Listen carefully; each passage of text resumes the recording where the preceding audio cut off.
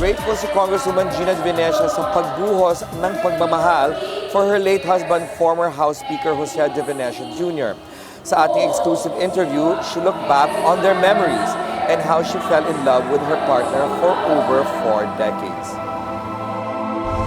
Mahigit 40 taong nagsama sila Pangasinan 4th District Representative Gina De Venecia at ang kanyang asawa si yumaong former House Speaker Jose De Venecia Jr. or JDV. At para sa dating radio queen, puno ng pagmamahal ang mga alaalang iniwan sa kanya ng dating kongresista.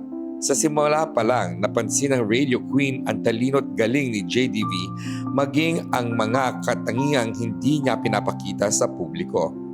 Nung na-meet niya ako, kaagad, parang na-inlove yata sa akin. So he pursued me. And then the following day, he sent me 3 dozen red roses with the dedication. Today I crown thee the empress of my heart and the sovereign of my domain. So wow, sabi ko, ang galing naman ito sumulat.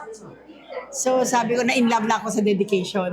Ibinahagi naman ng stepdaughter ni JDV na si Carissa Cruz Evangelista na 13 years old pa lang siya nung nakilala niya ang taong lubos na nagmahal sa kanyang ina.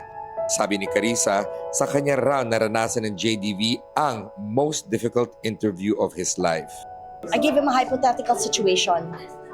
I said, given a situation, would you choose my mom or would you choose your work? Which is more important to you? He goes, of course I need to work to be able to take care of your mom. And I said, you seem to be a smart man. I think you can marry my mom. Batid ni Gina, maraming pinagdaanan ang pamilya De Venecia.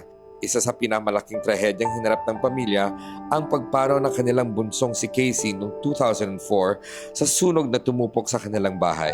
Then he lost in the elections in 1998 for president. But, you know, life goes on, and because we have each other, we're able to rise from the ashes, be like a phoenix. Para kay Manay Gina, magaan sa kanyang loob na masaksihan ang pagbuhos ng pagmamahal para sa longest-serving post-EDSA House Speaker. Anya, isang global Filipino si De Venecia. Patunay dito ang pagsuporta at pagpupugay ng iba't ibang liderato, hindi lamang mula sa Pilipinas kundi pati rin sa ibang bahagi ng mundo. He's a very peaceful man, walang kaaway. And he always tries his best to reach out to many political parties. Kaya nagkaroon ng Rainbow Coalition.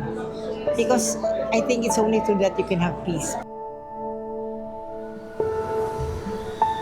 Pumanaw si former House Speaker Jose De Venecia on Tuesday at the age of 89.